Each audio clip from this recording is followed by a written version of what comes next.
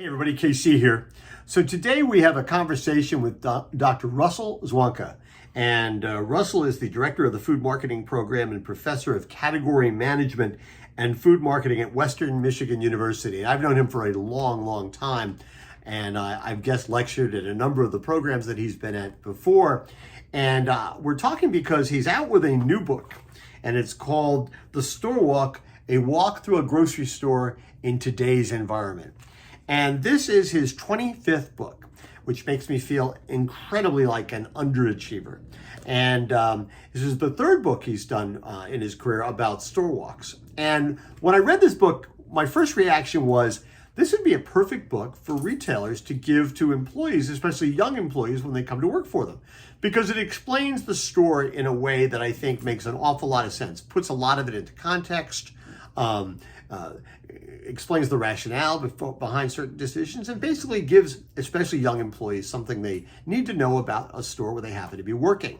So I wanted to engage with them about that and talk about a little bit about how the stores have evolved and where they're going from here. It was a really, really interesting conversation. I'll put a link below on where you can get copies of the book from Amazon, and I hope you enjoy my conversation with Dr. Russell Zwanka. Well, Russell Zwanka, thanks for doing this. Welcome to Morning Newsbeat. Thanks for having me. As I said in my introduction, this is your 25th book, which makes me feel very insecure about my own writing. I've written 1.5, so it's like I feel like I haven't achieved anything. When I read this book, my first, it's called The Store Walk, a walk through the grocery store in today's environment. My first reaction to this was that this is a book that when any supermarket, and here I am trying to sell books for you, any supermarket retailer who hires somebody, especially young people who may not know the industry and not have any context for the store, they would just hand them a copy of this book. It's 100 pages, and in very short order, they could have a much better understanding of what the store is about and why things are the way they are. Was that sort of your intention when you did it? I mean, you are a teacher. Thank you. So absolutely, that the intention was, I've been a retailer my entire life. Before teaching food marketing, I have been a retailer. I grew up in the business. I was bagging groceries at 14. And from the beginning, you're always taught there's nothing more important than the store walk. And so that was the original premise behind a store walk, which was the first version of this book many years ago, is to be able to just hand this book to someone and say, and in reality, it keeps embellishing or extrapolating from there, but what is the feel when you get out of your car? Right. And how does the parking lot feel match the brand message, and then you go throughout the entire store. Right. So yes, absolutely. I saw a statistic not that long ago. I can't remember where I saw it, but it went something like this, and this was part of the rationale behind checkout free shopping. Yes. But it was something along the lines of, from the moment you drive onto the parking lot to the moment you drive off the parking lot, 70% of your time is not spent shopping. It's spent online. It's spent looking for a shopping cart. It's spent waiting to put an order in at the deli. It's spent, waiting to check out, walking back to the car, there's all things that has nothing to do with shopping. And the premise was that one of the things that retailers ought to focus on is eliminating all that friction so that so people are actually spending more time shopping. Does that sound like a fair assessment to you based on, how you walk through stores? We call them choke points, or where the brand message isn't meeting the expectation. And so yes, when you, the only thing, Kevin, I would add something else to it is, I can find a grocery cart or a shopping cart, but if it's full of trash, then it still didn't meet my expectation. Right. So utilitarian wise, I still have something to put groceries in. Yeah. But in reality, it's dirty and it's kind of gross, and even the wipes are empty and those kind of things. So in essence, I think throughout all of our years as retailers, we've been trying to eliminate the choke points. And, probably the number one choke point right now would be checkout. But I would also tell you very quickly or very closely behind it would be the deli. I mean, deli is a major, major choke point in most stores. So yes, absolutely. Anything we can do to kind of grease the skids or take away from the bad experience and add things like smells and scents and samples and the things that we like about being in grocery stores. So yes. Yeah. I mean, a lot of that tends to get slotted into the category of retail theater, right? Yes. Although I always think somehow retail theater makes it sound almost too highfalutin, right? Too esoteric. That it is just all about having kind of tapping into the fact that, if food looks good and smells good and tastes good, you're more likely to buy it. And I think that the vast majority of retailers don't really invest in that side of the store. They're so connected to the idea of, I want to have my 6-pack of Diet Coke a nickel lower than the guy down the street, or I need to have tomatoes 2 cents lower per pound, or whatever it happens to be. They're so focused on that part of it in areas that are largely non-differentiated, that they're not focusing on the things that could differentiate them, or the things that they could do well. And absolutely, what I would add to that is, if your differentiator is value and price like Aldi, then you should be focusing on being in stock, primarily because you don't have that many items in your commodity, right? And just streamlining their way through the store. Here's what we have. These are the 3 ketchups you can choose from, move on out. And so part of the book, we also do talk about the fact that if value is your message, and I don't want to say price, but if value is your message, then it should be value at the front. But then back to what you're saying, if fresh is your message, then stop worrying so much about the best price on 12-pack Coke or Pepsi. Figure out how to make sure that your produce, which is always at the top of everybody's list for why they choose a grocery store, make sure that your produce stands out from everybody else, because the value operators have caught up with you. And we have some very nice produce departments in Aldi and Walmart supercenters, and those you can satisfy most of your needs in these operators as well. So the game keeps getting more and more difficult. Well, and especially now, I mean, I recently moderated a panel discussion at the Organic Produce Summit, and one of my panelists was the produce guy from Walmart. And his attitude was, this is a great time for Walmart actually to steal market share from grocers that have always specialized in produce, because their prices are going to be a little higher. And if Walmart can come in and undercut them on price, keep their quality at a reasonable level, they'll be able to steal market share in this environment in a way that they might not be able to do otherwise, but might be able to keep at least some of it after we get through whatever we're getting through now. Oh, think of the way Walmart thinks, or put yourself in Walmart's mind. They look at it and they say, okay, other grocery stores, they'll put the organic in a section, and they'll put organic up in the ceiling, and they'll put it all in. It's beautiful. It looks like a farmer's market. Walmart said, let's just write organic on the top of all of our produce packages. And you know what? It simplifies your life. Yeah. And so also part of the book, we say, in this time we're in, we want easy to navigate stores. I can stand at the front of the produce department in Walmart and pick out every single organic item because it says organic on the top. So they simplify your life. And yeah, it would be a good time to steal some market share. Well, and simplifying your life is another term for eliminating friction, right? Isn't that the same? It's exactly the same thing. Absolutely. So I'm curious, when so you're doing this store walk, do you think, based on this mythical store walk or not so mythical store walk, do most grocers have too much stuff?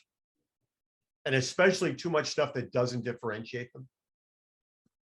Oh, that's a great question. I'm always going to go back to the format. If your format is assortment, then you don't have too much stuff because you're expected to have too much stuff. If your format is price and your extended assortment is contributing to increased costs, which then you have to cover, then yes, you have too much. But if if you're a Whole Foods, you don't have too much stuff, because in reality, you have people who want to explore. I think the beauty of it is you can go in something like Trader Joe's, which actually is a limited assortment store that Right. doesn't feel like it, because everything in there is differentiated. And so by everything being differentiated, it's kind of a cool treasure hunt walk through a store. So yes, you can't say Right. it. I mean, they're limited as, yeah, right. They don't feel like it, but they only tend to have one SKU of everything. Yes. Right. Yeah. There's no multiple sizes. There's very little duplication. And I think that's the difference between a Trader Joe's, or for that matter, let's say a Stu Leonard's, compared to a lot of retailers, is that there's, they have so many facings, they have so many SKUs, they have so many different sizes, flavors, whatever, that when you run into supply chain issues like so much of the retail world has run into now, and coming out of the pandemic, Yeah. it exposes the vulnerability of that. And what happens is they don't pass their stress tests with flying colors. They may pass it, but just by the skin of their teeth. Well, consumers are kind of funny. They have a decision tree in their mind. And during the pandemic, the decision tree became, what do you have in stock? And then at some point we revert back to original decision trees, which is, here's my brand preference. I want to buy this by 12-pack versus 6-pack. And so consumers always go through a decision process staring at the shelf. It's just for the last year and a half, the decision process became, I better get some paper towels. I only have 30 at home. Right. And I never know when you're going to be out. So let me get another 30 paper towels. So the discussion on assortment is one that it's obviously it's part of category management, is what is optimal assortment. And it always has to go back to, what is your brand message? What is the message you're trying to get your consumer to expect out of your store? And then how do you match that? Yeah. Yeah, I think, I suppose at some level, you're right. If one of your core values is assortment, then maybe it's impossible to have too much stuff. But I don't even know that I would even agree with that. Yeah. Or at least in the sense, if I would argue that, I think actually, if you're a brick and mortar supermarket and one of your core attributes is your assortment, I actually think then you're maybe going down the wrong road, because you're never going to have as much assortment as Amazon, right? Or you're never going, or any of the online players. Yes, the long tail. So you can never have as long a tail as they do. So your physical store maybe could have less, and you could have a long tail in a different way, but that's going to require, I think, a dramatic rethinking by retailers of how the store should look and what it should and how it should operate. I would agree, and part of it is, are you going to the store for utilitarian reasons, right, or inspiration? Yeah, and unfortunately or fortunately, because that's the beauty of this industry, is yes, I'm here because I have a utilitarian aspect. I need to fulfill milk this week, but I also want to understand what should be for dinner this week, and I love to cook. So absolutely, there's a part of a grocery store where, as we described the decision tree, it's like, unfortunately, standing in front of that bottled water section is the person who has terrible municipal water and a person who runs races. And so as a grocery store, you've got to figure out, okay, I have at least 3 base customers here that I somehow have to represent without having too much inventory.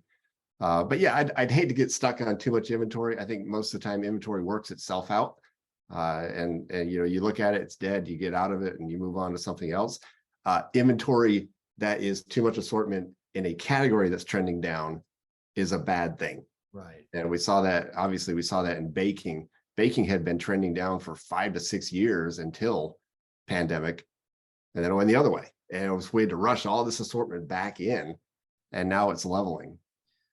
And we discovered at the same time how inflexible the supply chain was, in the sense that a lot of all the baking products that were going to restaurants and bakeries, which didn't need them anymore, it was almost impossible for the supply chain to kind of turn on a dime and say, okay, let's get that to supermarkets. They did that flexibility did not exist within the supply chain. Yeah. I guess the question I keep asking is how has the industry learned anything from that? Is the supply chain significantly more flexible and nimble today than it was in 2019? And I don't know that it is. I doubt it. What I would say is everybody has added days of supply in. Right. So in essence, we're passing that cost on to the consumer to not have as efficient or as lean a supply chain. So did we learn? Yes, we don't want to get caught empty again. So we've gone from just in time to just in time-ish. We're almost just in time. Yes. Just in time plus. Yeah, just in time plus.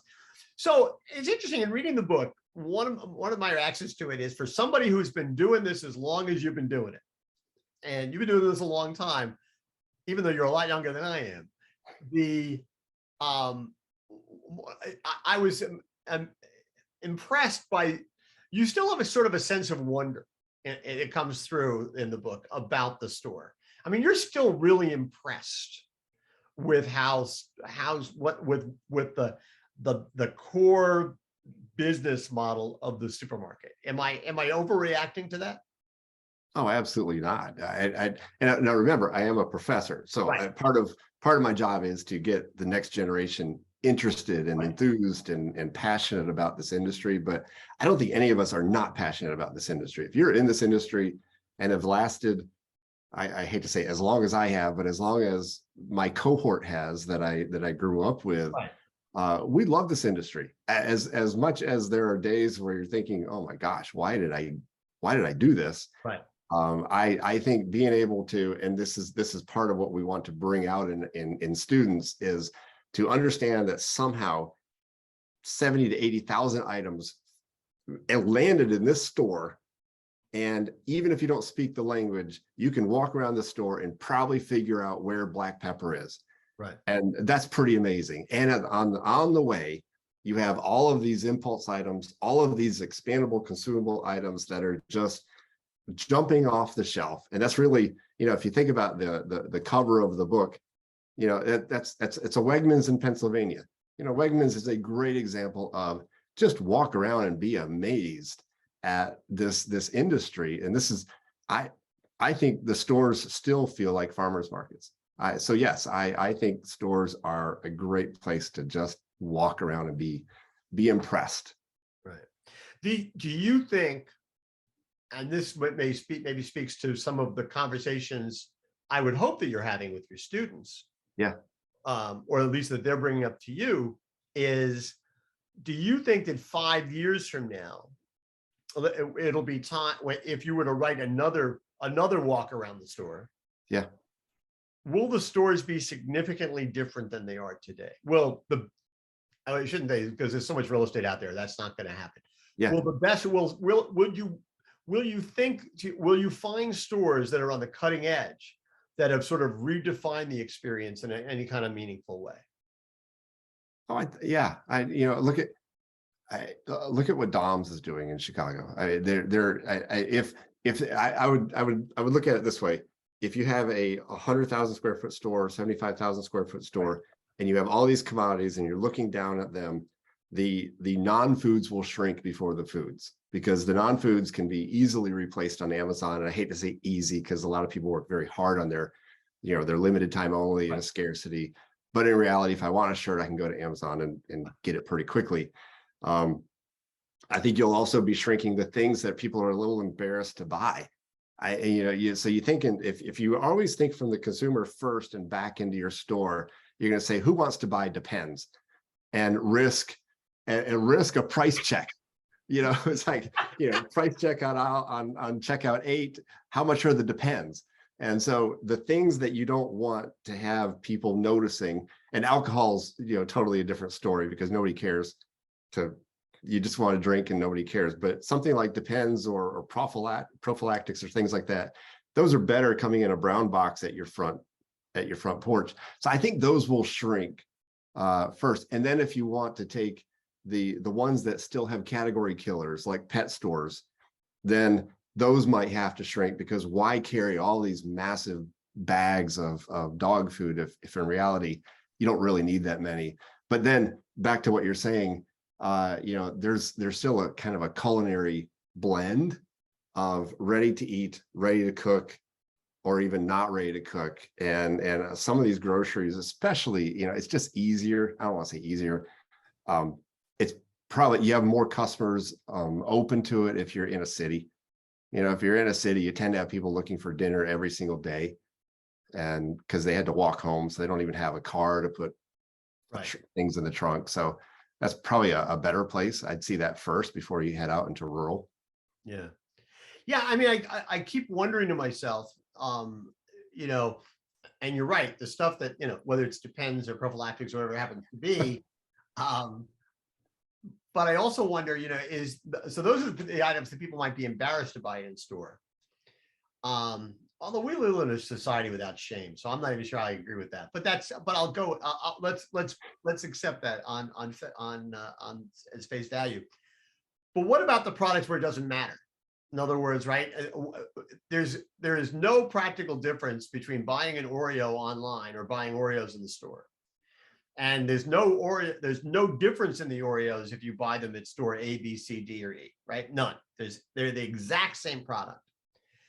And so I keep wondering to myself, is that, and I don't know if it'll happen in 5 years or how many years, but is that the stuff that can be sort of weeded out or dramatically shrunk in terms of space given to it in the store, so that more space can be given to the items that where it does matter if you're in the store, whether it's meat, seafood, produce, bakery, deli, those things, if they're done ingeniously, I think it matters about being in the store. And so I keep waiting for that shift to hit, and it hasn't happened yet. And occasionally I wonder myself, maybe it's just not going to happen.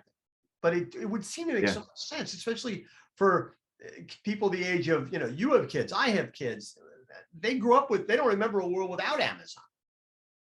So I would take it a little bit of a different direction. First of all, on behalf of Mondelez, Oreos will always be everywhere, and I think they're a necessity. They're not even an impulse item. I think you have to have Oreos on hand at home. But back to your question. So the aspect of Amazon, and if we always say Amazon, but online ordering, it can be direct from manufacturer, and it works best in regimen items. And so if Oreo is part of your regimen, I have to live by 8 Oreos a day, then it is easier to order it directly from Mondelez or Amazon and get your case.